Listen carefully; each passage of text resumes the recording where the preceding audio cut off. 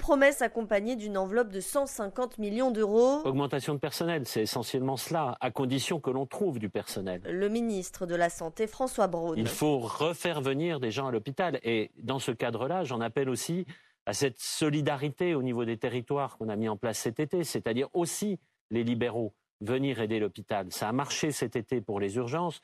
Là, j'appelle aussi les pédiatres libéraux de venir aider, s'ils ont la possibilité, à l'hôpital, à prendre des gardes, à venir travailler la journée, à prendre des enfants en consultation. Trouver du personnel soignant, c'est bien là que le bas blesse. Hervé Chambost, chef du service immunologie à l'hôpital La Timone à Marseille. Nous n'avons pas de difficulté à offrir des postes, mais à trouver des effectifs infirmiers. Il y a tout un plan d'attractivité à mettre en place pour que la qualité de vie au travail, les conditions d'organisation du travail rendent vraiment la vie à l'hôpital agréable pour ses soignants. Muriel Lemaître est infirmière dans ce même établissement. Elle fait régulièrement des doubles vacations pour combler les manques. Qu'on fasse des heures sup n'assure pas qu'on soit en effectif lors de nos vacations. C'est vraiment, à l'heure actuelle, très difficile à tous les niveaux. Une situation observée aussi en Île-de-France par la pédiatre Véronique Engen. Lorsque les enfants ont besoin d'une hospitalisation en réanimation, on n'a pas de place et on est obligé de transférer les enfants dans d'autres réanimations, donc hors région. Ça veut dire un enfant qui a consulté à Versailles, il part à Reims. C'est pour les parents juste inhumain d'avoir son enfant hospitalisé dans une réanimation à 200 km de là où on habite. Le pic de cette épidémie de bronchiolite n'est pas encore atteint. Il faut gérer les autres épidémies, grippe, Covid, bref, face à cette situation, plus de 4000 professionnels de la pédiatrie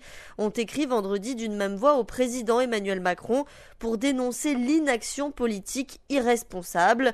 Olivier Véran, le porte-parole du gouvernement, s'en est défendu ce dimanche sur CNews. Quand nous sommes arrivés en 2017, nous manquions cruellement de médecins. La formation d'un pédiatre, c'est 10 ans.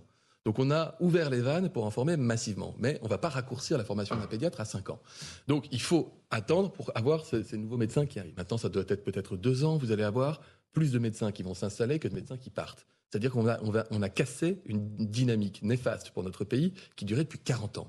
Donc en attendant, on trouve toutes les solutions qui sont à notre portée. Le gouvernement promet d'asseoir tous les acteurs autour d'une table pour des assises de la pédiatrie qui se tiendront au printemps. À Paris, Magali Homo pour Midi 1.